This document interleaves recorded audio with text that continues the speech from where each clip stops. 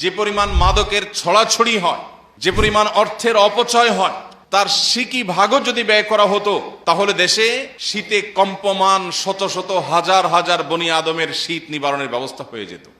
দুর্ভাগ্য আমাদের, আমরা টাকা আকাশে আগুনে পোড়াচ্ছি। আপনি আতশবাজি করছেন না, আপনি মূলত টাকা পোড়াচ্ছেন।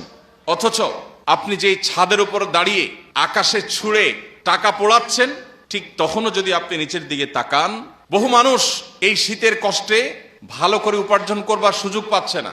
আপনি কুড়িগ্রাম, পঞ্চগড় এবং যশোর, কুষ্টিয়া বর্ডার এলাকার অনেক জেলাগুলোতে গেলে দেখতে পাবেন যে অনেক দিনমজুর এই তীব্র শীতের কারণে কাজ করতে যেতে পারে না, কাজ পায় না বা কাজ করতে যেতে পারে না। খাদ্যের অভাবে তারা রীতিমতো দিনাতিপাত করতে হয়। সেই সমাজের বুকের উপর দাঁড়িয়ে আপনি আকাশে আগুনে টাকা পোড়াবেন, এই বিষয়টি আমাদের বিবেককে একটা বার যদি আমরা প্রশ্ন করি, এটা কোনো বিবেকবান মানুষ করতে পারেন কিনা।